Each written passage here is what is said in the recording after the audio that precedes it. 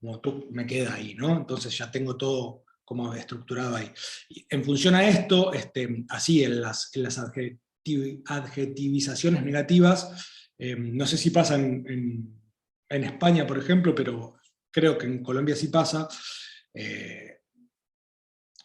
Exigir estar en blanco implica una connotación positiva, o sea que lo blanco es bueno, mientras si trabajas en negro es malo, ¿no? Eso nos pasa en todos lados. Y así, con lo que se les ocurra. Con lo que se les ocurra vamos a estar en el mismo lugar. Bueno, y ahí empecé, una vez que tenía esto, como este primer universo, y empecé a trabajar un poco más con la Diafar, y a tener como un poco más de entender un poco estas dinámicas, empezar a refutar estas hipótesis sobre la inexistencia de la negritud en mi país, y sobre el blanqueamiento sistemático, y como empezar a entender todo este rollo que pasaba, y que nos lo habían ocultado, y que nos lo siguen ocultando, porque ahora el tema se puso de moda, hace 2 años, pero bueno, esta es una lucha histórica. De hecho, la semana pasada, después de 2 años de pelearla fuerte, la Diafar y el gobierno sacó una ley de implementación de reparaciones históricas de las negritudes en el país, lo cual es un primer paso hacia la reivindicación histórica de la identidad negra en nuestro país.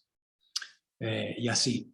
Entonces, bueno, acá hay un montón de archivos, bueno, los archivos sobre la investigación de los procesos de esclavizados que salen de África y hacia dónde salen las líneas migratorias a América Latina, serigrafías, imágenes, archivos, todo va como alimentando este posible universo, que después de esto no queda absolutamente nada, o a mí no me quedó nada en este proyecto. Pero bueno, cómo se empiezan a jugar estas lógicas sobre los imaginarios. Y, por ejemplo, yo estaba el primer año que fui, que de hecho Ana y Georgina están ahí, yo ya venía como pensando mucho en las materialidades de las obras, y acá tiré este archivo acá, porque estando en el aeropuerto, y esto se los quería comentar a las chicas también, estando después de la residencia que hicimos ahí de ECO, el primer, sí, en Pereira no me sale, en Santa Santa Marta, Rosa. Santa Rosa, gracias. En el aeropuerto de Colombia, miren cómo me va para cualquier lado, pero después me queda como una posible referencia, y esto tiene que ver con meter todo en la carpeta. Veo que en el aeropuerto, obviamente Colombia, cafeteros, están con todo el boom, o ya vienen hace mucho tiempo, con la cosa medio hipster de los cafés de autor y las máquinas de café. Entonces se me ocurrió una pieza, a raíz de ver esta pieza en el aeropuerto de Colombia, que son las cafeteras de Dip, que son unas cafeteras por goteo, ¿las conocen? Se me vinculó, nada, miren la paja mental que me hago y hasta dónde puedo llegar. Se me ocurrió que en el goteo era una referencia directa a ese blanqueamiento sistemático, que del negro, mediante un sistema de espejos, en el goteo de pintura negra en vez de café, vaya goteando y se vaya transformando en algo blanco, que es una pieza que presenté ahora hace poco. Un rollo, pero sale de estar constantemente en el proceso de pensamiento, ¿no? De ahí sobre lo que estoy trabajando. ¿Sí? Sí. Pero para acordarme, pum, fui al archivo, encontré YouTube, lo pongo ahí, me lo tiro en la carpeta. Bueno, quería mostrar esto y no aburrirles mucho más, simplemente como para mostrarles esto de la cocina y de la posible metodología. La carpeta era mucho más grande, pero acá la del proyecto, como a veces cuando hay una charla, me gusta presentar esto también para que se vea un poco de cómo voy intentando articular, que las ideas no salen de la nada, que vas como ahí metiéndote y seguís y seguís y seguís y seguís, y de repente tienen sentido o no tienen ningún sentido, pero están ahí. Entonces, como les decía,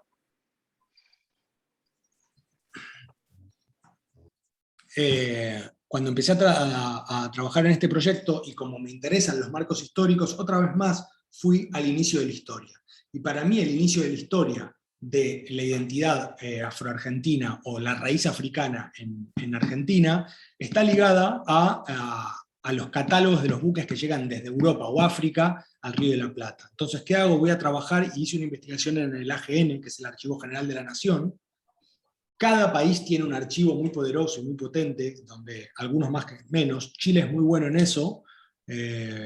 Colombia también tiene un archivo general interesante, seguramente España. Pero lo que hice fue empezar a buscar la primera referencia a la traída de esclavizados a Argentina. ¿A dónde lo voy a encontrar? A un archivo que básicamente...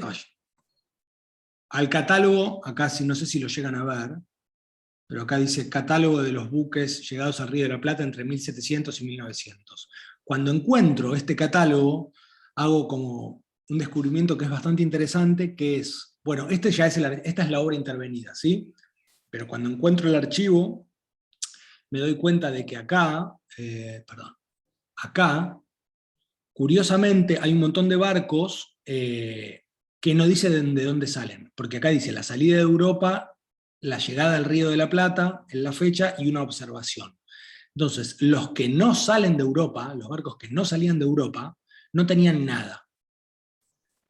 Y curiosamente, son los que introducen, y los que empiezo a encontrarme que dicen introduce 369 esclavos, o introduce 298 esclavos, y demás. Bueno, es un archivo enorme, yo acá me fui para una cosa muy concreta, pero lo que hago es una intervención muy simple sobre este archivo. ¿Qué hago? Subvierto, y en donde no hay nada, pongo negro, como un acto más simbólico del negro sobre el blanco. Todo el proyecto, y hay algo que también en el discurso se me escapa, es que cuando empecé y cuando planteé este proyecto, este proyecto con la Diafar, como yo estaba trabajando sobre esto, y a raíz, y no de una genialidad, sino a raíz de como un proceso de investigación y de estudio y de que me enseñen un poco de cómo era esta lógica, y empiezo a darme cuenta de que yo no podía hacer un trabajo sobre negros no siendo negro, entonces subvierto el orden del proyecto, y ahí fue un gran conflicto también con Claudio y con el curador, porque me estaban comisionando un proyecto sobre la afroargentinidad o sobre los negros en Argentina, pero en realidad el proyecto no va sobre los negros en Argentina, sino que va sobre la lectura blanca de lo negro. ¿Por qué? Porque es el único lugar o el único rol en el cual yo me puedo posicionar para trabajar desde acá. O que a mí me parece, no que yo puedo, o que a mí me parece válido en este momento. Digo, esto tiene mucho que ver con algo que quizás estaría bueno después con Rodri cuestionar, es que es como este papel de los procesos comunitarios y cuál es nuestro rol intra o fuera de la comunidad con la que estamos trabajando. Es un rollo para más tarde. Entonces, la activación y la intervención en el archivo es eso, es muy simple y tiene que ver con pintar sobre negro en estos primeros catálogos. Y una vez que encuentro este archivo y lo trabajo y hago esta intervención, poniendo en evidencia que los barcos que no salen de Europa, por ende salen de África, y que, como dicen las observaciones, son los que traen esclavos, evidentemente, históricamente, hay un papel fundacional en la construcción identitaria de Argentina, donde hay negros. Entonces, ¿qué pasa con eso? Esta computadora, perdonen, se me volvió a trabar. Lo que hago es salir y volver a entrar cada vez que me pasa.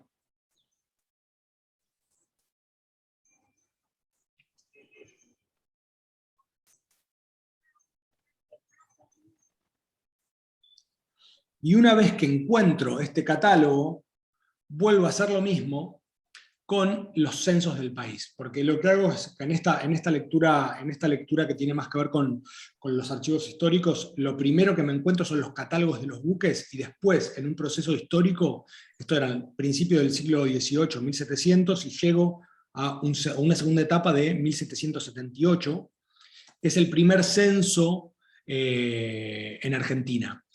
Curiosamente, en este censo, es el único censo en Argentina hasta el censo del 2010, casi 300 años más tarde, donde aparece la palabra negro y esclavo. Después, el proceso de que esto que yo les decía de blanqueamiento sistemático, ¿sí? Lo que se hizo es, desde lo discursivo, en la identidad y en la creación de Argentina como Estado-Nación, es eliminar cualquier referencia a la negritud. Imagínense, si yo durante 200 años, cualquiera de nosotros dice durante 200 años que no hay negros, nos creemos que no hay negros. Ya lo vamos a ver en el proyecto. Entonces, sigo trabajando con el catálogo y con esta idea de la intervención en el catálogo, y acá ya empiezo a identificar que, además de la palabra negro, empieza a haber, desde lo discursivo y desde el léxico, la palabra mestizo y mulato, que son otras maneras de incorporar nuevas palabras para sacar lo negro. Vieron que, no sé si a ustedes les hace, acá no sé si hay afrodescendientes, pero nos genera a los blancos y a las blancas nos genera bastante incomodidad, por lo menos en Argentina, decir negro. No sé si a ustedes les pasa en Colombia o en Chile. ¿Cómo es Cristian en Chile?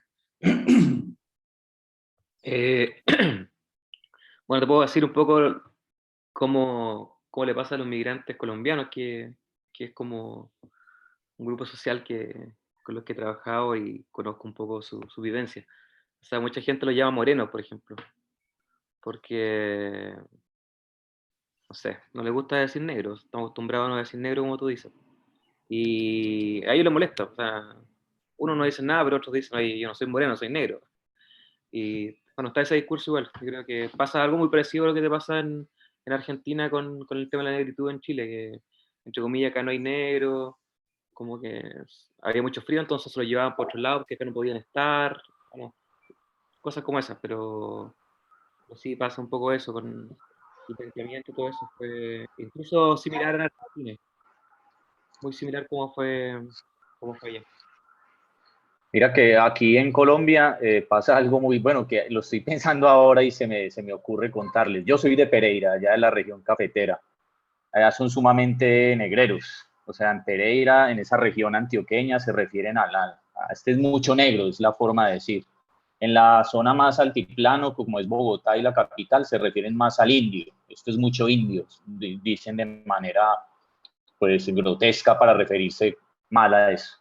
Y yo ahora estoy viviendo en Barranquilla, que es una ciudad del Caribe colombiano, y pues ahora que lo pienso, aquí no se refieren de ninguna forma despectiva, porque aquí obviamente la mayoría de la población es afrodescendiente, pero sí tienen una denominación, digamos, por debajear lo que ya significa estar en esa parte del estrato más bajo, y es la palabra como corroncho. Pero no quiere decir necesariamente que tú seas negro, quiere más decir que eres de modales, digamos, pues no reales, por así decirlo, no de la realeza. Lo que es Entonces, interesante de eso es que siempre tiene una connotación negativa en el fondo. sí, sí, sí, claro, claro. Pero ahorita que lo pienso, veo y ya llevo 6 años viviendo aquí en Barranquilla, es una ciudad de gente negra.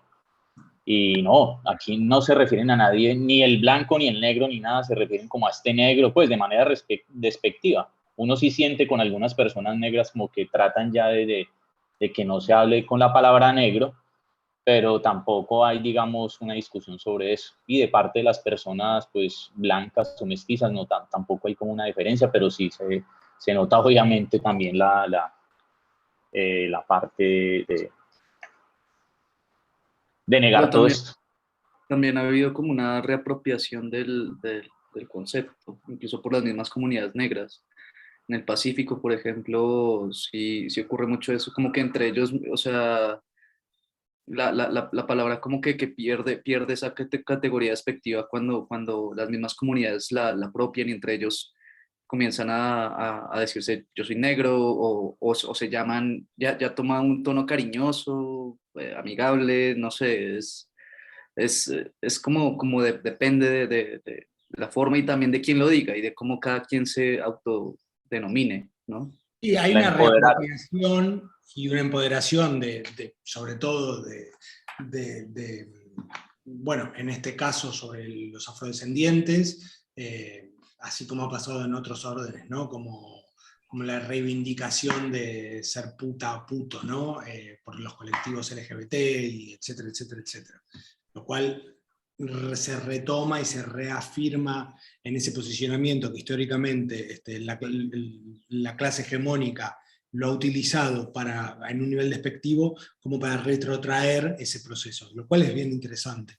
Pero bueno, siguiendo en esto, y lo de los censos, para no aburrirles demasiado, porque si no yo puedo entrar en este rollo y seguirles horas, pero es como para traerlos acá. En la investigación, cuando sigo investigando y sigo buscando, o seguimos investigando y buscando, me encuentro que acá ya me da la pauta del trabajo, que así como estaban estos primeros censos de 1700, los catálogos de los buques del 1700, al primer censo de 1778, donde es la última vez que encuentro negro, la palabra negro, para la identificación racial, como se dice mal. Claro, exactamente. Eso es en Colombia, ¿no? Rodri, claro. Recién la Constitución de 1991, imagínate. Tremendo. Y en un país con una población afrodescendiente infinitamente más visible que la Argentina. Bueno, dicho eso, en el censo de 1827, que ya es un censo mucho más después de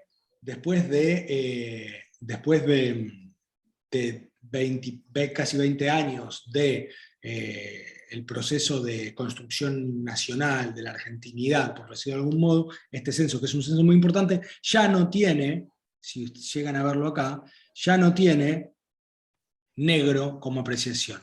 Tiene ahora la denominación, pasa a ser blanco, pardo, moreno o indio. Todavía libre o esclavo. Hay un hecho que es bien interesante también, es que si bien la abolición de la esclavitud en Argentina es de 1813, en realidad lo que hace es lo que se conoce como la ley de vientres, que lo que implica en Argentina que es que en 1813 se abole, ¿cómo se dice? ¿Se abole o se abuele? La abolición. Se abolió, ¿no es? Se abole.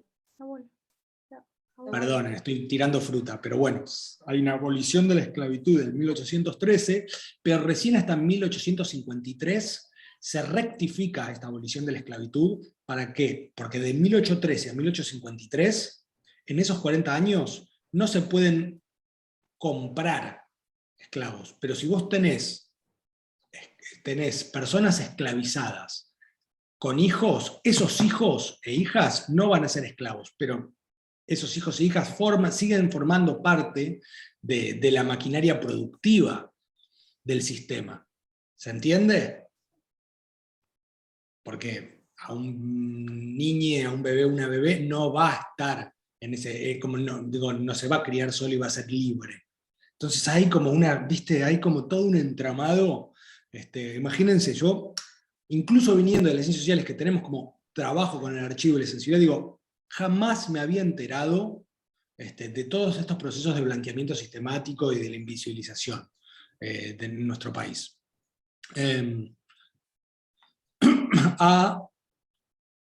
El censo de 1869, que ahora sí, que es el siguiente censo con el que trabajo, y esta es la primera parte del proyecto, donde ya ni siquiera aparecen ninguna referencias, ni siquiera a moreno y pardo, y fíjense como en un marco histórico, aparecemos de negro en 1700, empieza a no haber más la palabra negro, empieza a transformarse a moreno o blanco, a moreno o pardo, y ahora en el censo de 1869, que es otro censo importante de la construcción identitaria en Argentina, ya no existen más la conceptualización racial. Ahora son o españoles o franceses, esta es una época de mucha inmigración, entonces o acá aparecen españoles, franceses, español, belga, alemán, francés, inglés, norteamericano, bla, bla, bla, y algún argentino. Y el argentino no tiene color ni raza ya. Entonces, ¿qué hago? A nivel como más simbólico y de transformación del archivo. Lo blanqueo. En un proceso simbólico de lo mismo que se hizo en mi país históricamente. estoy tomando la lectura blanca sobre lo negro, lo que pasó a lo largo de la historia. ¿Se entiende la lógica?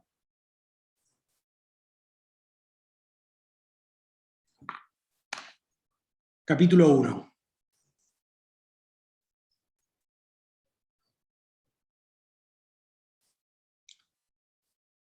Una vez que trabajo con el archivo, sigo trabajando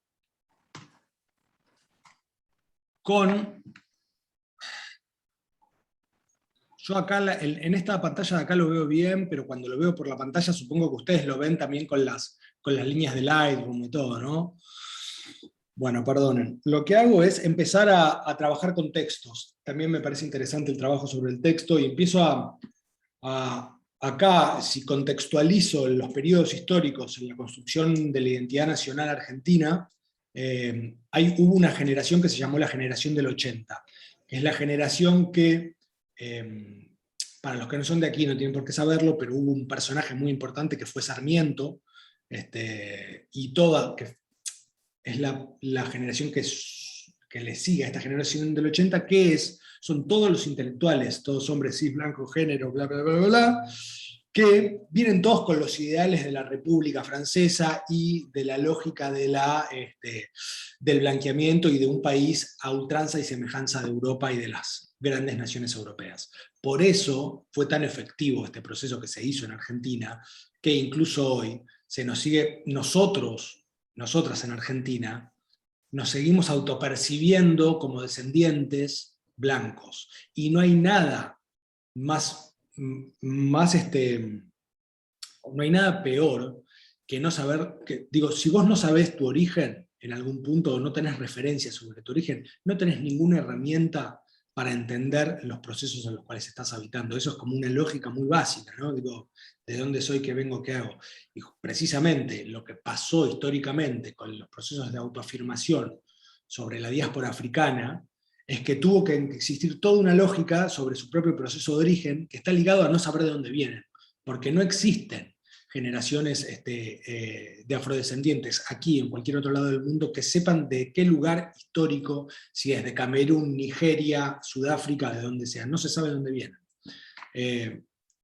Y es muy interesante esto, porque cuando empecé a trabajar, les cuento una anécdota, cuando empecé a trabajar con la Diafari, Fede, que es que es el presidente de la Diafari, es un intelectual negro, siempre están con todo el derecho del mundo, como muy, entre comillas, a la defensiva, ¿no? Entonces cuando me junto, y ahí creo que me acogieron bastante bien porque yo llegué un poco en plan, como muy, miren, tengo este proyecto, me dieron este dinero, me están invitando a hacer un proyecto sobre algo que no tengo ni idea, no sé de qué va, y no sé, los invito a participar en este proyecto. Fue como hiper directo. Y esto también tiene que ver con una lógica de mucho trabajo en términos de colaboración y ser como muy concreto y muy preciso también en el rol y en las dinámicas que yo, y creo que muchos y muchas de nosotros, hemos malinterpretado o hemos abusado de estos lugares, ¿no? De hasta dónde, si pago, si no pago. A mí ya en este momento me interesa ser bastante concreto con estas cosas, incluso cuando voy a trabajar cuando a mí me están pagando para hacer algo. ¿Cuál es el rol y cómo se trabaja y cuán concreto se puede hacer con el informante, con la persona que estoy trabajando, con las personas que incluyen el proyecto? ¿Se entiende a dónde estoy yendo con esto? Que muchas veces nos pasa por desconocimiento, por querer ocultar información, por no saber cómo proceder. Cuando estás trabajando temáticas que son complejas, que uno no forma parte, bueno, intentar ser como muy concreto y muy directo también en nuestro rol y en el por qué estamos ahí. Entonces, en este caso a mí me funcionó muy bien, porque con Fede y con ellos que son activistas y militantes muy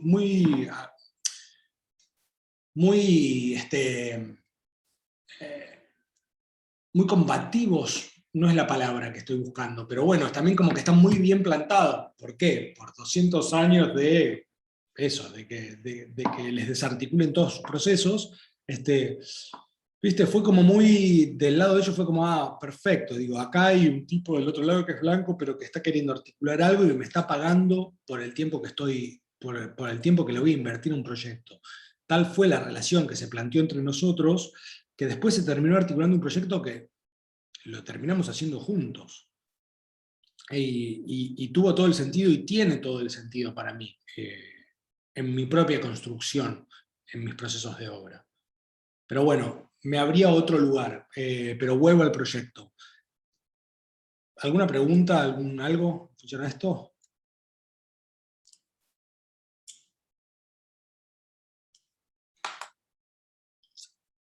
Cuando el capítulo 1 era lo que les decía, era la investigación sobre el archivo. Entonces hay una intervención sobre el archivo, y acá lo que empiezo a hacer es un poco en la misma lógica de A Drifting Blue y la incorporación sobre el texto, empiezo a trabajar con frases, que en este caso no tienen como cierta narrativa poética, son mucho más directas. Y también trabajo en marcos temporales de tiempo.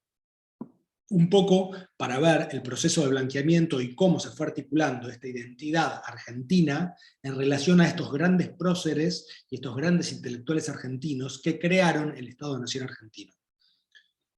Todo lo que es civilizado es europeo, esta es la Constitución. Acá, perdón. Bartolomé Mitre, uno de los primeros presidentes de Argentina, de la fusión de las tres razas, la sangre europea ha prevalecido por su superioridad. Sarmiento, Luciano, no sé si conocías esta gran frase de Sarmiento es la persona, una de las personas más queridas uno de los grandes fachos de la construcción argentina, es una de las personas más queridas en el imaginario popular argentino, porque es la persona que trae la educación pública. En Argentina nos hemos jactado históricamente de tener una educación pública laica y gratuita. Se da todo, todo tiene que ver con el papel de Sarmiento. Bueno, Sarmiento era uno de los grandes fachos de nuestro país, de la construcción. No queremos exigir a la democracia, y muy directo, ¿no? Muy como, directo. No queremos exigir a la democracia más igualdad que la que consiente en la diferencia de raza y posiciones sociales. Nuestra simpatía para la raza de ojos azules. ¿Qué tal, Linda frase, ¿no? Este es el gran prócer nacional. Y el informe de evaluación censal, que es el informe que dice cómo está creciendo la población en el país. Miren lo explícito que es el blanqueamiento en mi país. No tardará en quedar la población unificada por completo, formando una nueva y hermosa raza blanca. Para que después no me digan que no somos fachos acá, José Ingenieros, otro de los grandes periodistas próceres de la argentinidad. Los negros se han extinguido, y acá hacen referencia a los imaginarios sobre la extinción de la raza.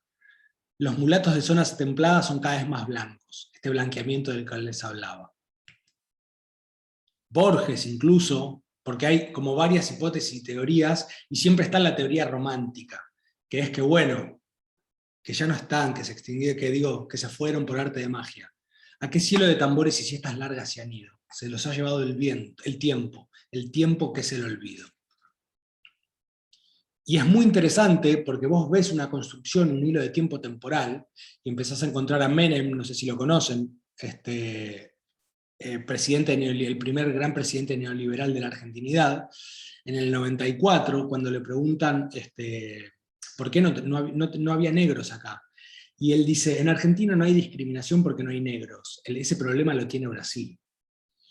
Imagínense un presidente de Estado como en esta posición. Y me acuerdo perfectamente en este momento, estaba trabajando en este proyecto, era 2018, principio de 2018, y a veces tengo una malformación de mi época de trabajo en periódicos, y tengo la tele en el fondo, con las noticias. Y estaba el foro de Davos, y había asumido hace poco Macri, y Macri, se me fue otra vez, perdonen.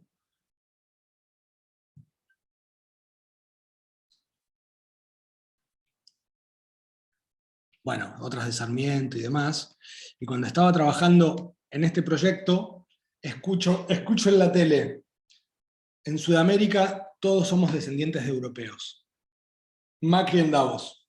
Así, ¿no? Estaba trabajando en esto y lo escucho de fondo y veo a Macri y veo que me pone esta frase. Digo, lo que me interpela mucho es cómo, esto que yo les decía, esto es como un ejercicio de posverdad. Si aquí decimos que verde es esto, y sostenemos esto, les aseguro que en 10 años estamos diciendo que esto es verde, que lo blanco es verde. Digo, hay algo que tiene que ver con replicamos. Bueno, es un primer ejercicio de posverdad esto. Y realmente fue sumamente efectivo en nuestro país. Después les voy a mostrar cómo a partir de toda esta lógica de investigación y de proceso de obra, después lo intento llevar también a la materialidad. Por ejemplo, lo que hacemos mucho con la DIAFAR, son laboratorios de blanqueamiento y reflexión sobre la identidad nacional. Entonces, lo que intentamos hacer es que en cada una de las instalaciones que hacemos, esto lo estamos trabajando con espejos. Todas estas frases son espejos a la altura de ojo. Entonces hay un juego sobre la autopercepción y el cómo, en función a mirarte en un espejo y leer esta frase, empieces a plantearte tu propia pigmentación y tu color de piel. Porque hay algo que es muy, muy interesante en Argentina, es que el 92% de la gente se autopercibe como blanca. Y es muy loco que a raíz de trabajar en este proyecto no paro de ver rasgos negros en nuestra población. Y nos pasa todo el tiempo cuando estás en tema.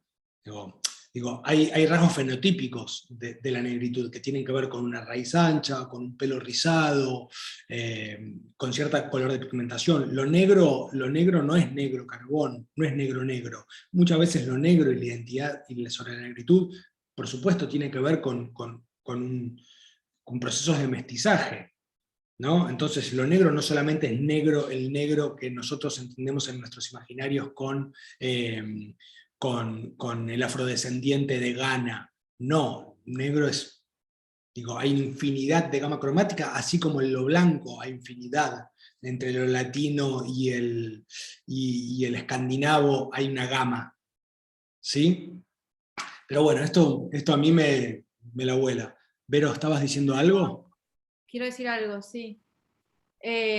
Como que, algo que se me vino, ¿no? Como que en este proceso de blanqueamiento y de eliminación de lo negro, también me parece que sucedió la eliminación del blanco puro, ¿no? Como y del ojo claro, como que en realidad somos todos más bien intermedios. Te voy a subvertir esto y no te lo tomes a mal. ¿No? Todo lo contrario. Es como decir, eso llevado, te voy a hacer como una cosa muy extrema, ¿eh? Pero también hay hombres que sufren violencia de género.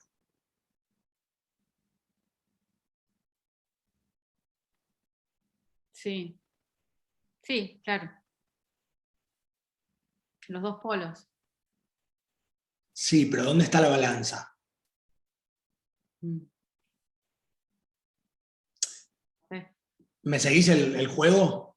Como Sí. lo estoy recontra caracterizando y agarrado de los pelos. Sí. ¿Pero entendés a dónde va? No. Digo, sí, por supuesto, hay pigmentaciones sobre lo blanco en donde como esa pureza, esa pretendida pureza que no existe, porque no hay, porque hay una raza. La raza es la humana. Hay Claro, algo. lo que pasa es que como que no como que hay un punto en el que no le salió, a eso iba, como al final, no sé si me explico lo que quiero decir. Pero ojo, les recontra salió, porque vos tenías, bueno, ahora hace algún par de años, pero sobre todo les hablo a las argentinas y los argentinos del grupo. ¿Ustedes tenían referencias sobre la negritud en el país? ¿O se habían puesto a pensar en esto? Más de 2 años para atrás, porque ahora está de moda el tema. Pero ¿se habían cuestionado los procesos de negritud en nuestro país? No. Ni a palos. No, Oh, a o mí... sea, vas a Uruguay y decís, ¿qué onda? Digo, porque acá sí. Y como del otro lado, no, pues uno se imagina Brasil, bueno, toda la gran cantidad que es más similar al sur de Estados Unidos, digo, ¿no? Como se conformó la esclavitud, digo. ¿Qué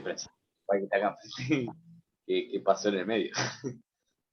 Sí. Bueno, ahí está, ¿qué pasó en el medio? Fue tan efectivo el proceso de blanqueamiento en la construcción identitaria argentina que eliminamos cualquier referencia a la negritud.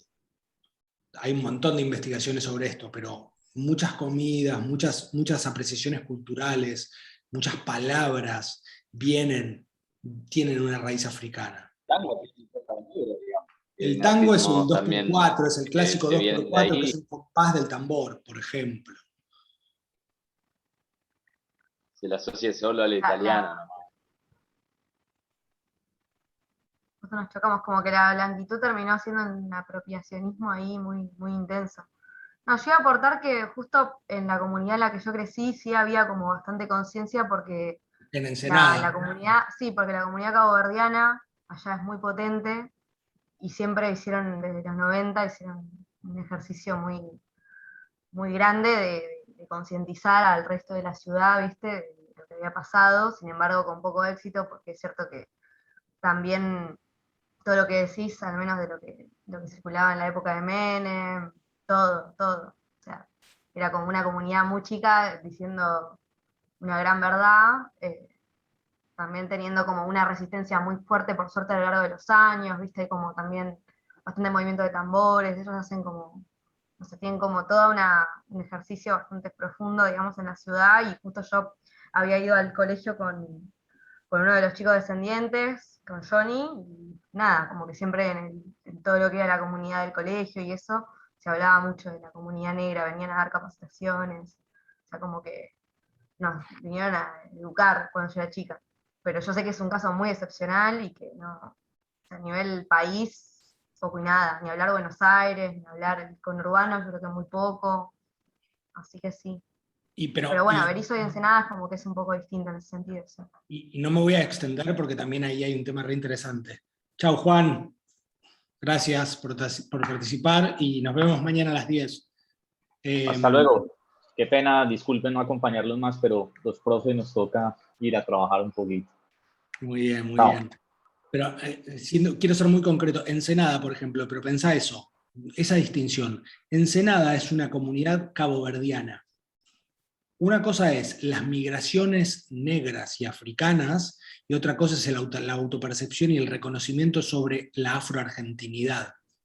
La primera pregunta que me hacen cuando voy a la Diafar es, ajá, ¿y vos? Y me miran así, ¿no? Como así medio de reojo. ¿Y vos, hace cuántas generaciones sos de argentino? En la Argentina todos somos... Mira, ahí estaba haciendo un acto fallido. Porque decir que todos somos hijos de inmigrantes invalida el proceso de esclavitud. ¿Se entiende? Sí. Pero, y esto es algo que nos han metido tanto en la cabeza de que todos descendemos de los barcos, pero cuando Fede me pregunta esto y me plantea esto y dice, ¿y vos hace cuántas generaciones sos argentino? Yo le digo, soy primera generación de padre y madre argentino, porque mi papá era ruso y mi mamá es primera generación de Argentina, abuelos italianos. Mis abuelos de parte materna, italianos que vienen a Argentina, y mi padre vino de Rusia directamente. Y entonces soy primera generación de argentinos. Ah, me dice, ¿y qué sos? Antropólogo. Ah, ¿y tu padre qué era? Cirujano. Ah, me dice, mirá, me dice, yo soy la número 13. Hace 13 generaciones que soy argentino. Soy la primera generación universitaria. Oh. Impresionante, ¿no? Como así, como pum, patada en la cara de una. Me cuestiona esto, ¿viste? Como, ok, claro. Digo, No, un padre inmigrante blanco. Digo, y acá hay otro rollo sobre la meritocracia, todo bien, con que mi viejo, digo, yo tuve un padre como muy pujante.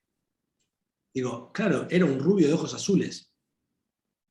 Como, ¿cómo no iba a acceder a un montón de posibilidades que un afrodescendiente no iba a acceder? Imposible. Tipo, hay algo ahí. Más allá de de los méritos personales, pero no sobre una lógica que impugna cualquier tipo de posibilidad.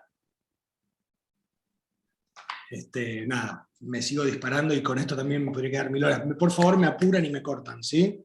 Porque quizás no interesa, digo, yo quería ir al proyecto y a la cocina del proyecto, igual algunas caras las veo ahí como, a Cristian lo veo comiéndose las uñas, por ejemplo. Yo quiero decir algo más, ¿puedo?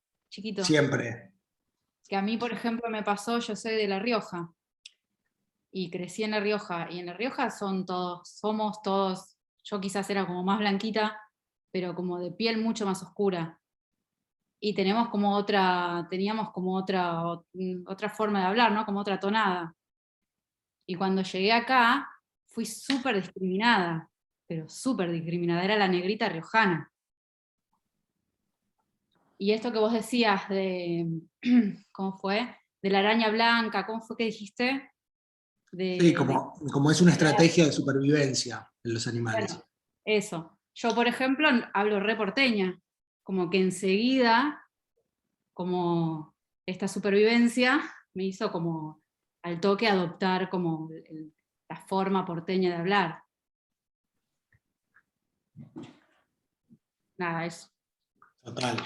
Sí, me hiciste pensar en cuando vivía en España también, adopté muchas palabras de las, digo, pues son dinámicas que uno se vincula, viste, como para entrarle al lugar y sentirte como cómodo, y muchas veces son procesos que uno no los piensa. Digo, hoy está mucho más visible todo este tipo de discursos, pero 20, 30 años atrás era otro el perfil.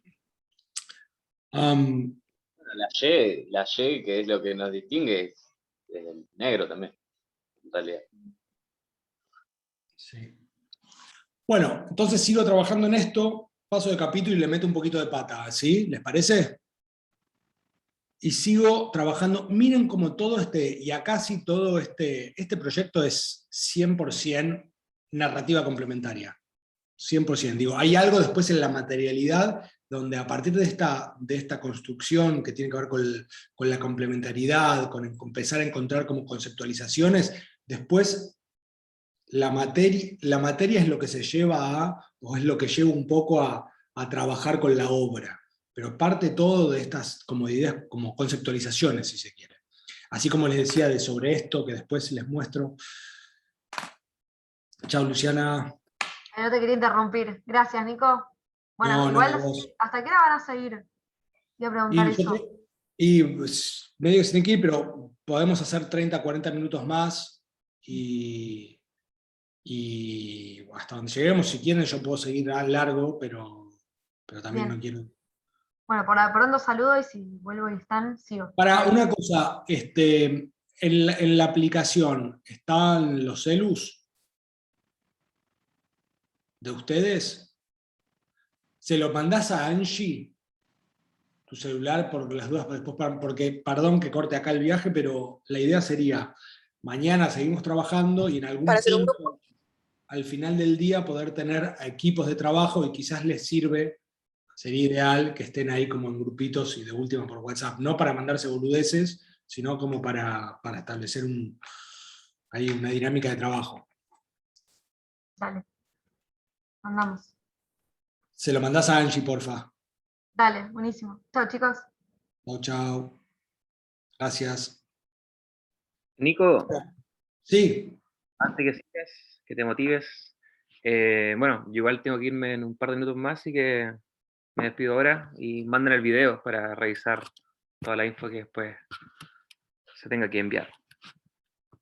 Dale, perfecto. ¿Cuánto tenés? Porque sí me gustaría como trabajar. ¿Tenés 10 minutos más o ya te vas? O sea, estoy esperando que llegue una persona acá a la casa. No sé, Ok. de llegar a las 3, así que en cualquier minuto llega. Bueno, entonces, nada, voy rapidito en esta parte, que es otro de los capítulos más del proyecto. Ahí seguí con este arquivismo, si se quiere, que es una palabra que se utiliza ahora, que está medio de moda, que es como la investigación y el trabajo sobre el archivo, y empecé a buscar en la Biblioteca Nacional todos los periódicos de afrodescendientes. Hoy, en la actualidad en Argentina, miren cómo en esta lógica de la invisibilización y el blanqueamiento, que fue tan efectiva, que había un montón de periódicos al principio del siglo XX, hasta el 1900, de 1800 a 1900 había 22 periódicos afrodescendientes, hablando sobre la comunidad, sobre las dinámicas internas y los procesos de vinculación. Hoy hay solo un periódico afrodescendiente en Argentina, que es el Afroargentino. Entonces empecé a buscar, y aunque fue bastante tediosa y larga, en la Biblioteca Nacional todos los distintos periódicos afros, y me empecé a encontrar con todos estos materiales, y súper mal escaneados, derruidos, maltratados. Cuando le mostré esto a la DEFAR me dicen, imagínate cómo tenemos este material que forma parte de nuestra identidad, así nos tratan, me dice. Y fue como, claro, como parece una tontería, pero cuando vos vas a buscar cualquier investigación de archivo histórico sobre la identidad nacional, perfecto. Acá no saben lo que fue investigar y llegar a esto. Fue realmente un trabajo de mucho escarbar, de llegar, de no encontrarlo. Otra cosa con la parte que ahora les voy a mostrar, que tiene que ver con los procesos de blanqueamiento, que son ahora sí ya trabajar con las imágenes, que son estas imágenes, que la obra en sí misma es esto. En el Archivo General de la Nación, como no se estuvo históricamente hablando de la negritud, cuando vos vas a un archivo histórico, por lo general hay tags, digo, vos buscás Perón, te aparecen 1.000 millones de imágenes de Perón en el Archivo General de la Nación en Argentina, o lo que se quiera. Como la palabra negro no se utilizaba, no hay tags sobre negros, entonces ¿cómo encontrás cualquier referencia a la negritud en el país si ni siquiera está catalogada? ¿Se entiende? Y aquí esta era la parte donde quería llegar al proceso de la construcción de la obra, que tiene mucho que ver con lo simbólico y con la idea conceptual, pero después llevarla a la intervención. Básicamente la obra son a partir de las pocas imágenes de archivo que encontré, lo que hice fue el mismo proceso que se hizo con la afrodescendencia en mi país, que fue blanquearlo sistemáticamente. Entonces, a nivel conceptual, o a nivel más simbólico, lo que hice fue imprimir, retocar, poner las obras y tirarles pintura blanca arriba. Blanquear completamente la obra. Y una vez que estaba blanqueada, empezar a sacar las capas de pintura, para llegar a esta raíz negra, ¿no? Como un ejercicio más simbólico sobre la construcción de la imagen. Están viendo con las líneas, le estoy cortando los ojos, pobre.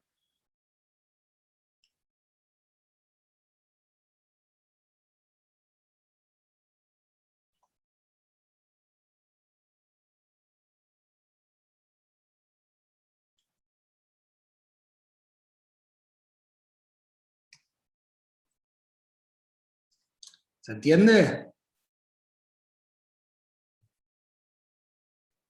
Sí, está perfecto. Y en paralelo, unas piezas como más abstractas, también, un poco como un proceso mucho más metafórico.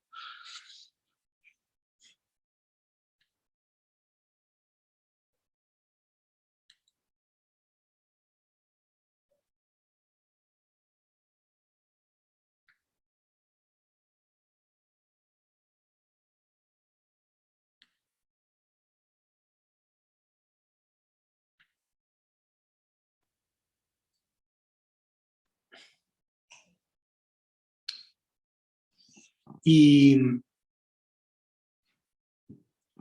miren qué interesantes que son los procesos también como de discusión y argumentación. Entonces, yo acá en este momento del proyecto, vieron que uno se enamora, ¿no?, de lo que está haciendo en un momento.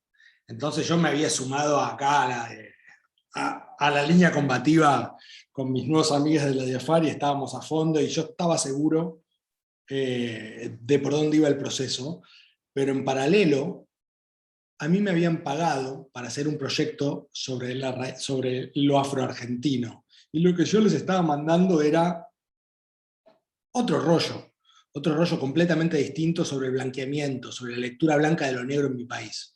Entonces, me acuerdo de las discusiones con el curador, con Claudio, pero, fueron 6 meses de mandarnos mail, buena onda, pidiéndole uno al otro y haciéndonos los dos los boludos. Él me decía, buenísimo, ¿y dónde está el proceso? Y yo le mandaba todo un mail como, desde el activismo político, no, porque el proceso de blanqueamiento sistemático, bla, bla, bla, bla, bla.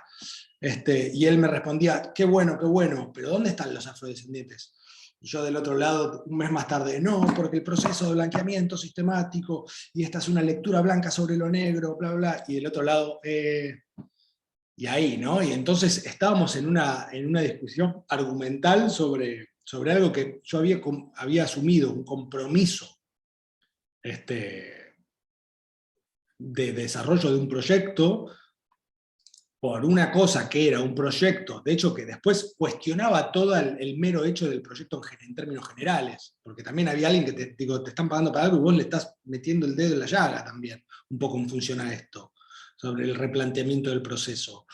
Y entonces, siempre con buena onda, porque la verdad que nos tenemos cariño y hemos trabajado muy bien, mucho, pero bueno, los dos como en un posicionamiento. Del otro lado, él, yo estoy investigando esto y vos te acabo de invitar y tengo compromisos con las instituciones para hacer algo sobre la afroargentinidad y vos me estás dando otro rollo que tiene que ver sobre la lectura blanca de lo negro. Todo bien, pero esto no era. Entonces estábamos en esa discusión como más argumentativa, y en un momento me la da vuelta muy inteligentemente, Claudia me dice, bueno, pero si vos me entregás esto, estás, y me cagó, y acá le soy muy honesto, y me dice, si vos me entregás esto, me dice, estás asumiendo que no hay más negros en el país. Y fue como tuye, ¿viste? Me desarticuló. Fue como, tiene razón, es verdad que plantear esto y cerrar el proyecto en este capítulo era que la extinción de la negritud en el país había sido tan efectiva que ya no había negros. Y yo sabía que era verdad, que no era verdad, que la negritud está completamente alrededor nuestro. Y entonces decidimos para cerrar el capítulo, decidimos con la Diafar hacer una serie de retratos, de autorretratos a la cámara, y cada quien se hacía un retrato, muy simple, muy neta, así como muy clásico, desde lo formal de la imagen, sobre la Diafar, que es la Diáspora Africana Argentina, que es el grupo del cual formo parte y con quienes trabajo.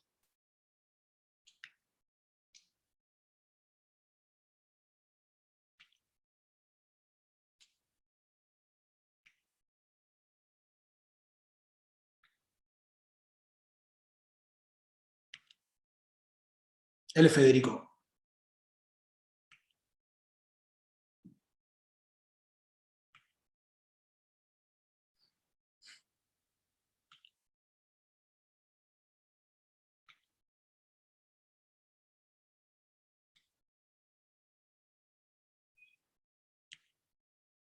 Bueno, y podría seguir largo. Y para cerrar esto, bueno, después entré en otro rollo, esto es lo de las esculturas que les decía, para trabajar, acá como la transmedialización del proyecto tuvo mucho más que ver con la materialidad, y por ejemplo, esta es una pieza que me comisionó, me salió en paralelo otro proyecto sobre la guerra de la Triple Alianza, entonces articulé el proyecto. La guerra de la Triple Alianza es una guerra que se libró en 1880, 1869, acá entre Argentina, Uruguay y Brasil contra Paraguay, que en el momento Paraguay era como un estado muy importante, entonces conceptualmente trabajé sobre una hipótesis de esta invisibilización, no, miren cómo articulé los dos procesos. Lo que hice fue, a partir de las vigas del tren que llevaban las milicias argentinas a pelear en la guerra, trabajé sobre una de las hipótesis de la extinción de la negritud en el país. Entonces fui un poco trabajando estas imágenes, estas piezas más totémicas que tienen que ver a partir de estas vigas del tren que llevaban a los afrodescendientes a pelear, para trabajar sobre la hipótesis de la extinción de la raza negra en el país. todo un rollo. Con hierro. Y, a ver, alguna instalación. Ah, bueno, después hay piezas en video, ahí entré como en otro viaje también, para las instalaciones. Y a ver, esto es, ¿dónde era esto? Bueno, acá, esto lo de ahí abajo, lo que se ve acá, esto es un espejo, a ver si hay alguna otra. Bueno, acá los videos, esto es México. Esto es Puebla.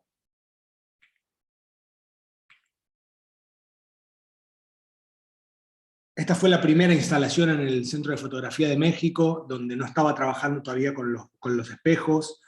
A ver si hay alguna... Ah, acá. Acá hay un juego mucho más, también llevándolo más a lo instalativo sobre las sombras. Si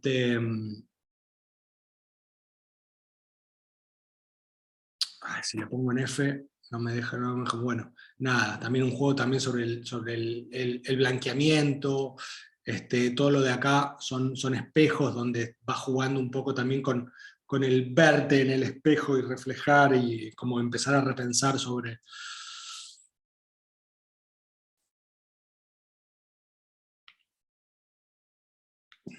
Bueno, acá se ven un poquito más los espejos.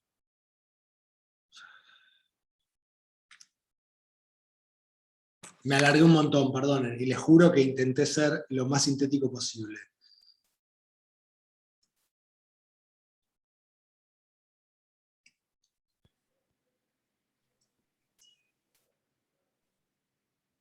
Bueno. Preguntas. Ideas.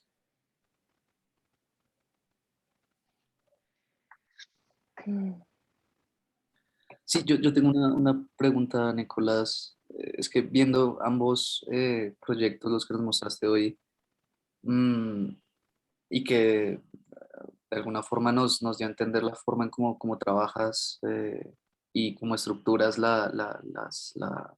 como los proyectos y esa separación por capítulos, como bloques independientes que luego como que se consolidan al final. Digamos como que hay, es decir, entiendo que es la forma en cómo procedes, o al menos en estos dos proyectos, pero no sé si hay otras dinámicas en donde, o ejemplos que nos pudieras mostrar también en donde se interrelacionen en vez de ver bloques independientes como todas esas cosas que nos muestras, ¿no? En tanto imagen, texto, archivo, audio, eh, o no sé cuál es el sentido de organizarlo por capítulo en ese orden narrativo de primero esto, segundo esto, luego esto, así como tan esquemático. ¿Sí? ¿Es algo que responde más a los procesos como personales o si es casi como una recomendación de cómo debería plantearse este tipo pues de dinámicas y de narraciones? No, yo les mostré un poco, Manuel, yo lo que les hice fue mostrarles un poco la cocina, y cuando yo hago una presentación de un proyecto no lo desarticulo en capítulos. De hecho, cuando vos ves una plataforma, después, quizás puedo hacer por acá, a ver, déjame cerrar esta y puedo compartir pantalla por esta de acá. A ver, Afro Argentina, la web.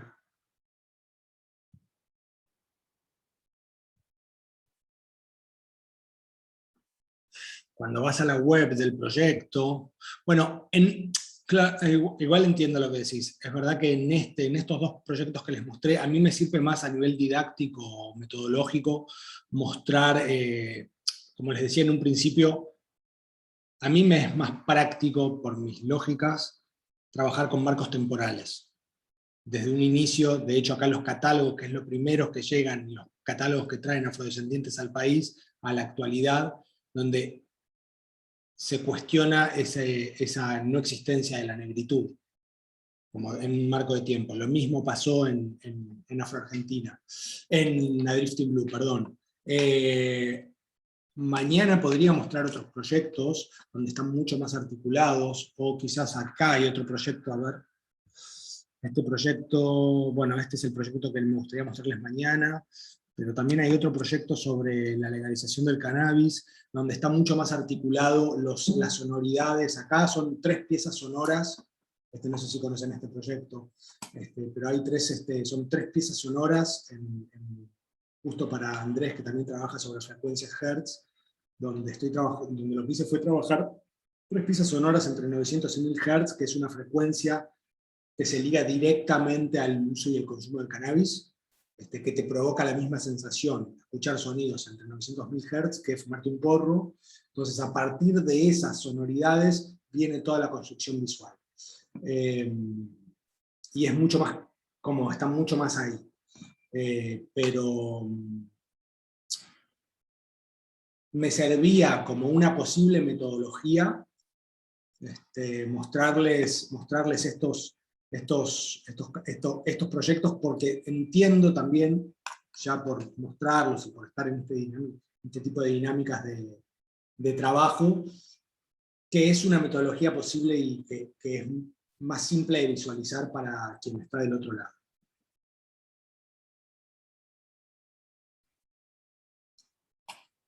Así que no te podría aconsejar que trabajes en una línea de marco de tiempo. No. Es una posibilidad.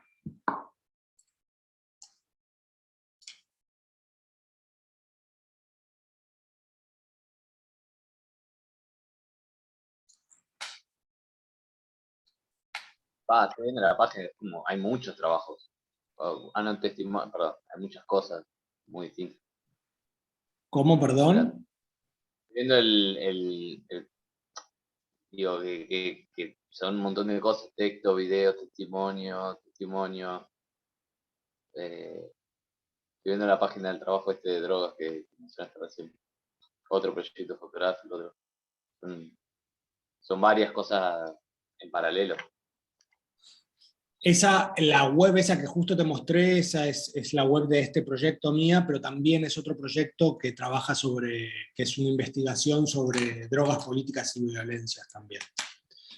Como a mí me gusta mucho el rollo de las plataformas transmediales y de las posibilidades que te dan las plataformas, termino desarrollándolas. Y me he hecho, todo el cuento me lo he hecho ahí yo.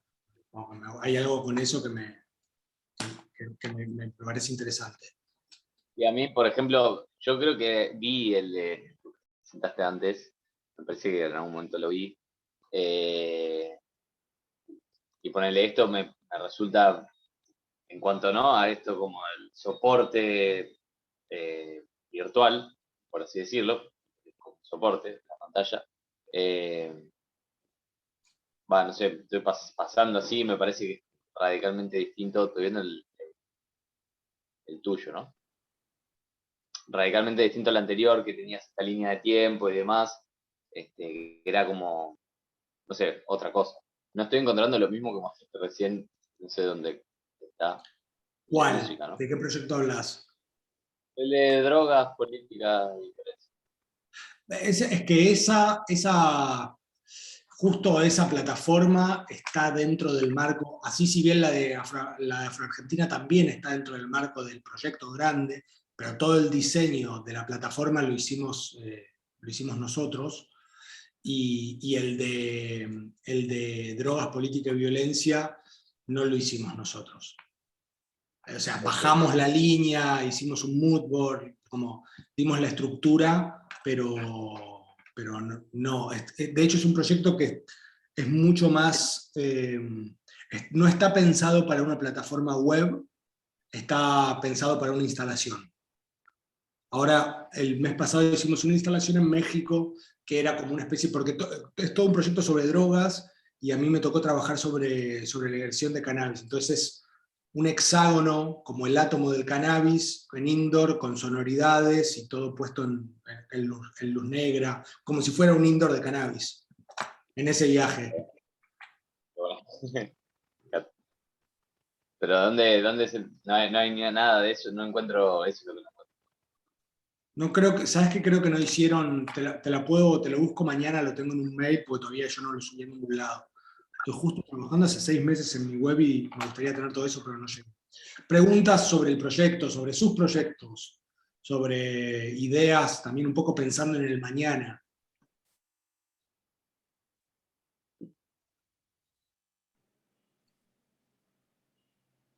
No, yo creo que es como articular muchísimo más como un proceso investigativo más exhaustivo, porque también ha sido como muy desde lo intuitivo y esto realmente le da como una formalidad, como encontrar ese para qué, que no sea una cosa tan superficial porque se cae como realmente. Entonces creo que es como pensarse uno para qué quiere hacer esas imágenes, que quiere como resultado, que tengan realmente como esa base sólida, que sustenten lo que se está viendo.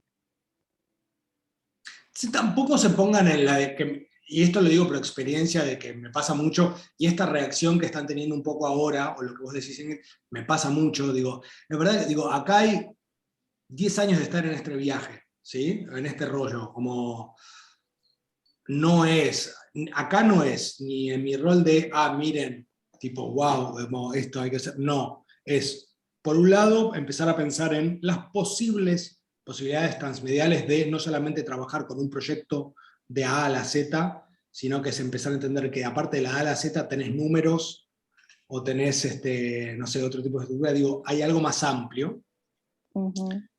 que puede ser posible. Para los que vienen de las artes, no sé, escuchando a Andrés y habiendo visto su portfolio, ya hay algo que tiene que ver con estas ideas conceptuales que muchas veces no están puestas a la hora del proyecto, o sea, pero que forman parte del proceso de investigación, que no están, pero que tienen que ver con el resultado final.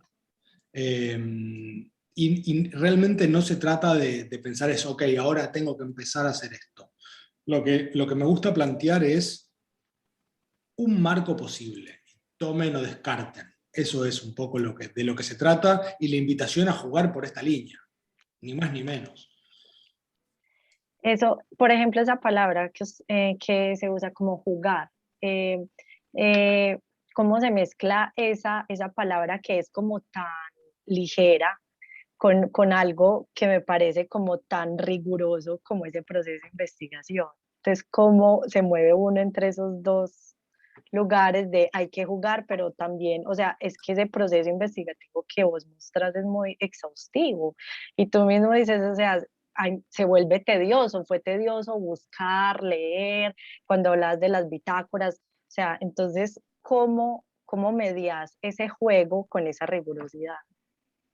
Sí, sí, muy bacano lo que dice Astrid, pues porque me hago la pregunta pues también, ¿cómo no apabullarse con tanta información, cierto? Porque es Sí, demasiada información y cómo no sentirse superado por esa información. a mí, por ejemplo, me pasa eso, como que yo me ponía a pensar, y yo, es pereza, no es pereza, es que como que uno dice, ¿por dónde agarro esto? Que no sé por dónde lo agarro, que chao, apago y vámonos, que es como que, pero entonces, ¿cómo ir cogiendo, cómo no abrumarse con ese mundo de posibilidades para poder entrar en ese juego y poder como ahondar? Porque sí me parece muy valioso como el proceso tuyo. Estaba lo que hablaban ahorita, como no sé si yo quiera contar ese mundo, pero sí siento que pues en mi caso siento que lo necesito porque he venido haciendo cosas como muy intuitiva y me he quedado como en un sinsabor de qué más, como que siento que aquí falta algo, siento que hay un vacío, siento que hay algo que no está sólido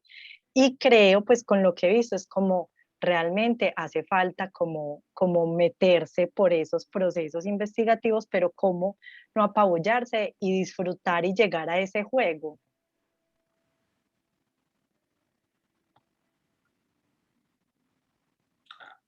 Después vuelvo. Georgina, ¿estás por ahí?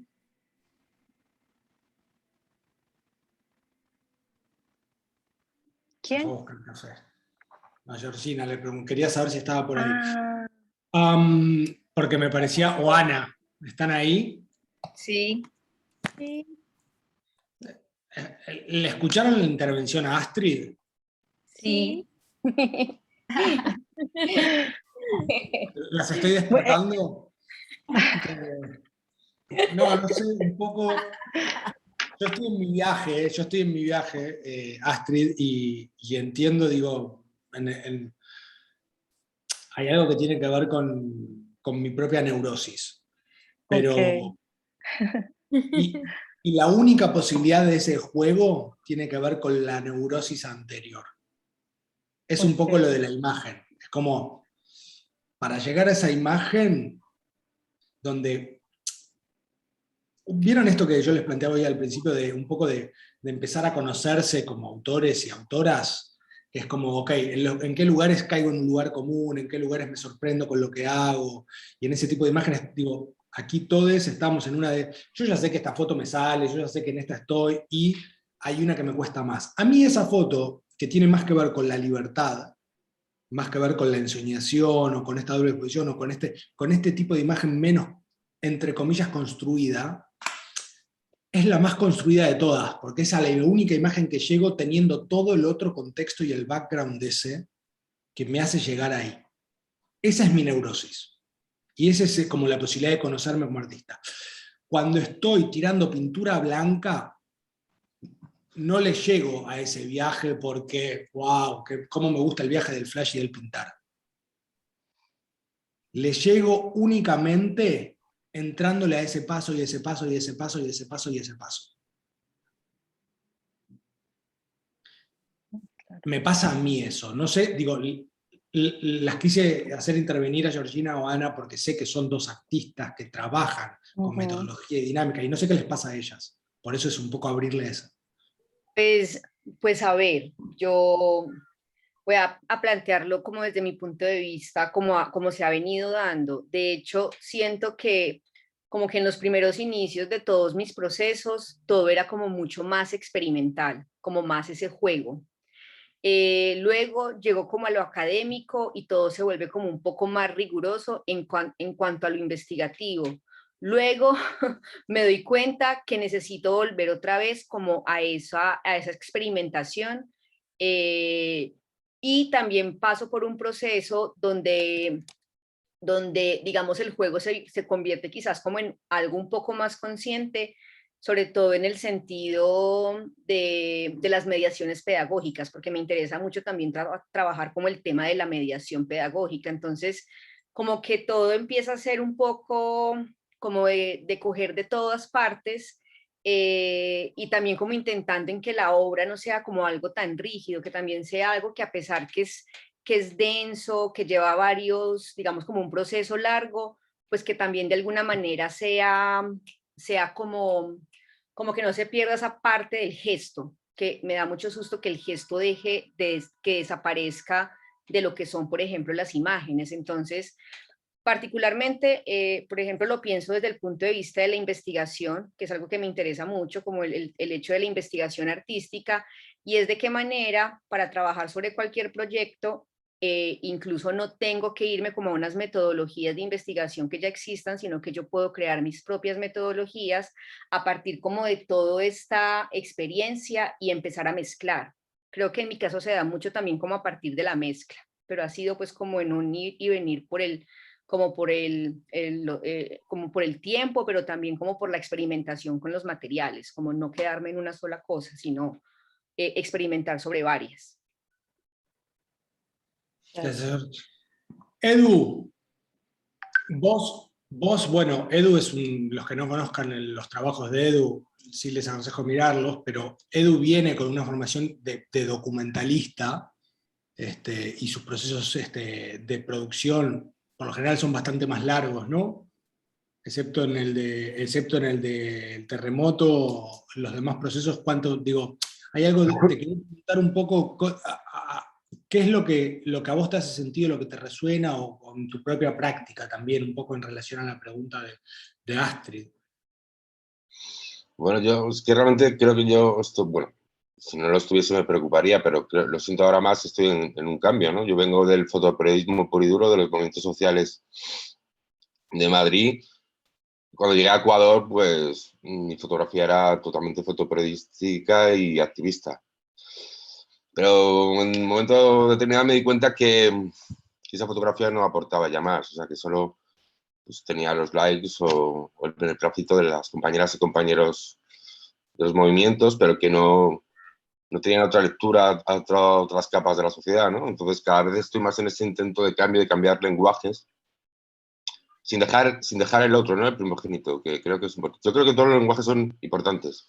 Yo vengo más del periodismo, no del arte, entonces a veces estoy más convencido de que el periodismo, igual que un periodista puede escribir ensayo, puede escribir una crónica, puede escribir un teletipo, pues nosotros fotógrafos y fotógrafas podemos escribir también diversos lenguajes. A mí lo que me está aportando es, pues partiendo de mi impulso inicial, que siempre es ir a las situaciones que me preocupan o que me motivan, es empezar a generar ese primer lenguaje periodístico, pero empezar a investigar pues, otros tipos de lenguajes que me permiten en algún momento estar en otros espacios diferentes, es lo que me interesa. Y que me aportan también a ese lenguaje principal que es el periodismo, me da una profundidad mayor, ¿no? Tengo la suerte de que, pues bueno, en Ecuador Más trabajar en otro tipo de fotografía que era más institucional y eso me da de comer y mis trabajos me permitía dedicarles tiempo, pero todos esos caminos que cojo, que a lo mejor no sirven, como dices tú, que están ahí en una carpeta o en tu mente, creo que aportan a ese lenguaje inicial y me hacen también algo que me parece más interesante, que es cuestionarme a mí mismo, ¿no? Sobre el planteamiento que tengo en diversos temas, ¿no? Que te crees que por tu posición política pues ya lo tienes todo comprendido y el acercarte desde otro punto de vista y otros caminos, ¿no? Y como que el fotógrafo, la fotógrafa no llegue siempre a los sitios, ve, hace sus fotos y se va, sino que empiece a generar sinergias con, bueno, principal con la gente que fotografía, evidentemente, pero también con las personas locales, ¿no? Con músicos, con geógrafos, con historiadores, con todo tipo de personas que pueden aportar mucho más. A mí, por ejemplo, en el tema de migración, del éxodo, todo esto, que empecé como a crear cosas que nunca había creado dentro de estos temas, como la migración, me permitieron estar en un espacio diferente que era pues, una exposición que sensibilizaba en espacios barriales de Quito, donde la xenofobia estaba creciendo mucho en un país que había sido migrante históricamente, ¿no? Y hacer esa también, contribuir con otras miradas, ¿no? Hacer esa arqueología que le llamo yo de la memoria periodística, que es trabajos anteriores, ¿no? Rescatar para la memoria del Ecuador, que es un país migrante y que fuera de lo mediático, que dura lo que dura, ¿no? Hay que hacer una memoria también sobre lo mediático, ¿no? Entonces eso, es como... También creo que es interesante en qué lugar te pone, ¿no? Y qué cosas puedes percibir y qué cosas puedes aprender y qué cosas puedes significar más cogiendo estos caminos, ¿no? Aunque luego nos sirvan para... Lo fundamental para mí es que me permiten estar en espacios que no solo es el periódico ni la web del periódico, sino pues, en otros espacios donde hay que incidir, ¿no? Para crear esos pequeños cambios, porque la fotografía periodística que creemos que va a hacer grandes cambios en la historia, hemos visto que no sirve para eso, evidentemente. Pero sí crear estos nuevos espacios donde el diálogo periodístico y documental llegue a otros espacios de parece fundamental. Y esto me lo permiten las nuevas dinámicas que llevo para ejercer un trabajo, ¿no? Eso está buenísimo y me diste el pie un poco en referir, y gracias por la intervención. Y hay algo que no estuve, como creo que estuve poco, no es prolijo la palabra, pero poco generoso. Y para mí, en este tipo de procesos, es clave la vinculación con otros medios. Y no me refiero a lo transmedial como un medio, sino al establecer procesos de trabajo, como estaba bien diciendo Edu recién, con otros universos que no forman parte de nuestro entorno más inmediato, si se quiere. Y acá no lo digo desde un lugar desde el altruismo o desde la cosa más ensoñadora, sino lo digo desde mi lugar más estratégico. Cuando digo, hay algo que yo vengo de otro proceso que no tiene nada que ver con la imagen, que venía desde las ciencias sociales, y empecé a hacer imagen, o estar en este universo de la imagen, hace relativamente poco. Y una vez, y esto me lo dijo un amigo artista, que él es académico y está todo en ese rollo y está en la academia, y a mí esto me lo dio él y yo la olí y la agarré, que tenía que ver con ya estoy grande, tengo muchas inquietudes, porque soy una persona que tiene inquietudes, así como hay gente que le va muy bien estar siempre en un lugar, a mí no es esto del autoconocimiento, de saber de que mis lógicas tienen mucho más que ver con abrir. Entonces en esos espacios mi estrategia más smart, ahí por decirlo de alguna manera, tuvo que ver con vincularme con otros espacios y con otros saberes que yo no los podía hacer, que no me podía ponerme a formarme en ese lugar, pero que como me interesaban, empecé a vincularme. Entonces esa fue mi estrategia más directa, y lo digo desde este lugar, desde de la vividez mental, de decir, ok, por acá no puedo ir, no puedo hacer esto, no puedo hacer, por más de que quiera trabajar con un geógrafo, no voy a ser geógrafo, entonces me sumo a ese viaje, hago una complementariedad, trabajo lo colaborativo desde ese lugar, y ahí, desde ese lugar, incorporo herramientas como estrategia. Y no tiene nada que ver con el rollo con otro rollo de lo colaborativo que tiene que ver con el activismo y con lo que uno cree y con estos procesos de aprendizaje. Tiene que ver con estrategias más comunicacionales y estrategias en el sentido más directo de la palabra, ¿sí? La transmedialidad también tiene que ver con eso. Y con entendernos, y muchas veces como fotógrafos y fotógrafas nos entendemos como cajas muy unidireccionales en donde es mi imagen, lo mío y demás, y yo voy en este lugar. Creo que empezar a correrse de esos espacios y entender la multiplicidad de caminos y de posibilidades nos da un desafío muy grande como autores, que es de saber de que no solamente voy a estar yo en mi viaje y la mía es la realidad y la mía es el lugar más concreto donde puedo estar trabajando. A mí me cuesta un montón eso. Por mi personalidad, me cuesta mucho ceder a las ideas y a los procesos del otro. Hoy, después de 10 años de procesos que son colaborativos y de que trabajo en esta línea, empiezo a entender un poco mejor estas dinámicas en donde no quiero, y no estoy diciendo que lo mío sea 10, pero lo voy a poner como ejemplo. Si yo siento que lo que yo puedo hacer va a ser 10 puntos, sentir que 8 puntos en el trabajo con el otro va a estar bien. ¿Se entiende? Como lo estoy haciendo muy burdo, pero tiene que ver con empezar a entender las dinámicas de procesos con otros, que tiene un nivel de complejidad, y para algunos tiene más complejidad que para otros. Entonces empezar a entender como esos mecanismos, y que las cosas no siempre van a salir también como uno está predispuesto a hacer o como uno pretendería que salgan.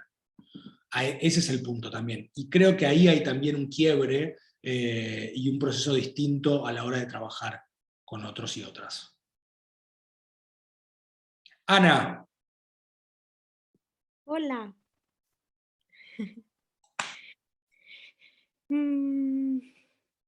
Pues no sé, es que creo que ya hay muchas cosas. Te lo hice muy aburrido hoy, ¿no? No. Creo que hay muchas cosas que ya han compartido. Yo sumaría eso, como que creo que la disposición del juego es una disposición de curiosidad como principio, y que sí, que cuando uno, pues no sé, emprende proyectos, hay un nivel de obsesión, que tú decías neurosis, y que siento que es lo que le da como un poco de impulso pues al trabajo. Ahora, cuando la neurosis, pues porque siento que tiene que ver mucho también con las formas en las que nos enseñaron a proceder, a pensar, a crear, a construir. Entonces, como que creemos que para trabajar o llegar como, bueno, a un punto, si es que hubiese un punto al cual llegar, tenemos como unas dinámicas incorporadas, y siento que es donde sentimos que uno no puede jugar para trabajar. Entonces, no sé, siento que una forma de jugar es empezar por donde uno no empezaría, o juntar una cosa con otra, o lo que tú estabas hablando, trabajar con alguien o con otra forma de hacer, o trabajar con un lenguaje así uno no sea un súper profesional en un hacer, que es una cosa, por ejemplo, que hablábamos mucho con Georgina, que cuando hemos habitado espacios de de fotografía, que es más fotografía, pues de repente las dos vamos con el celular a construir imágenes. Entonces como que siento que eso es un poco el aura del juego. Es como no estar preocupándose por construir una imagen X o Y, sino estar en el ejercicio de curiosidad y la imagen cómo va apareciendo en ese proceso con las herramientas pues que uno tiene. Entonces, pues nada, eso es lo que pienso. Gracias por el aporte. Nada, como un poco para ir cerrando, no sé, yo digo, pero al que no le dan, no tiene ganas, está todo bien con todo, pero no sé, Lady, Leo, si quieren sumar algo, aportar, cuestionar, esto, o sea, un poco estemos acá compartiéndonos, si les parece. Pues estoy como procesando la información que ha compartido y pues como que llevándolo también a mi proyecto, pues estaba como Ahí va. pensando las narrativas complementarias como, una parte que da un contexto a nuestros proyectos que nos lleva a la narrativa principal.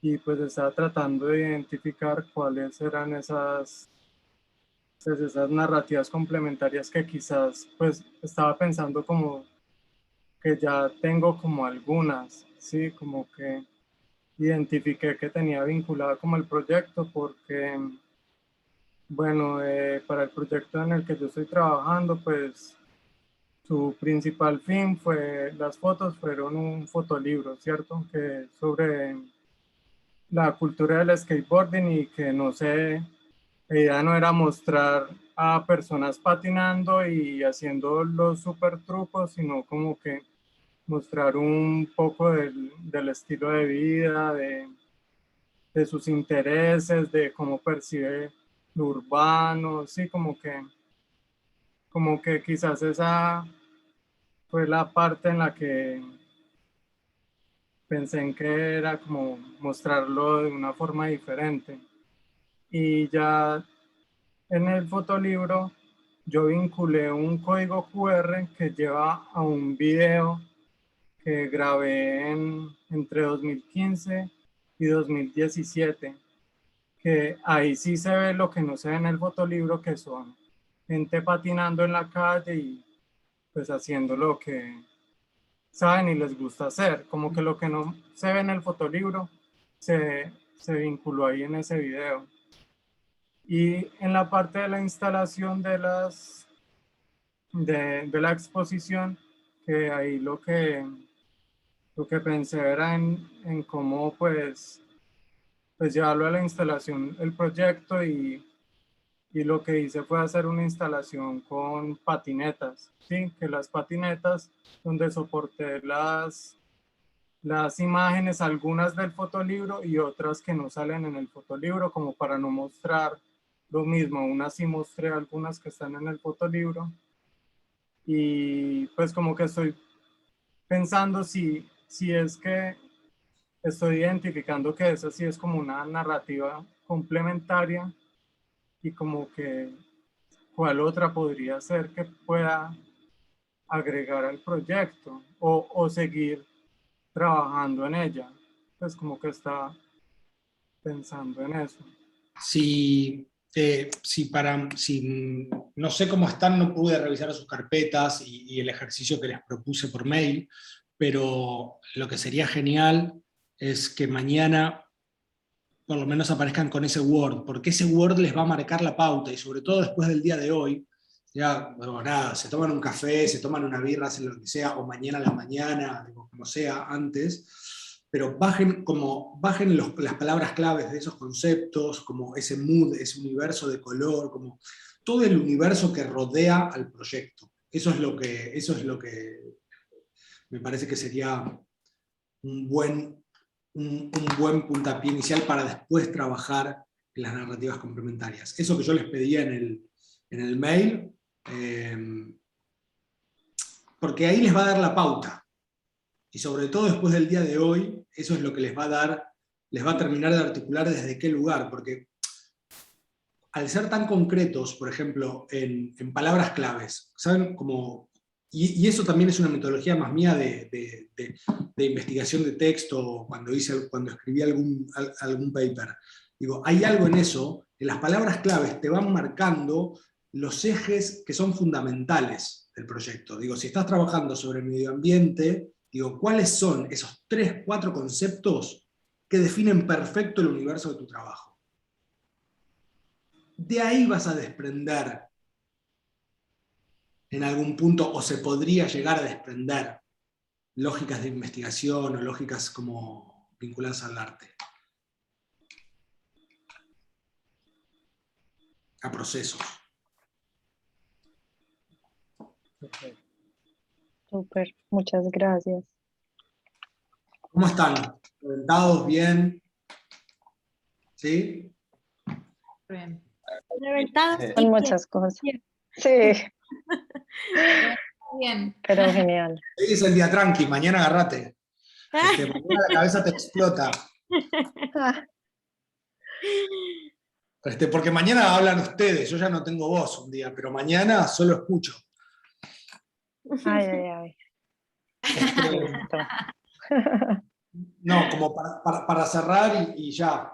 La idea mañana sería, sí, trabajemos, va a haber 2 lógicas. Una es, hacemos una pasadita como muy concreta.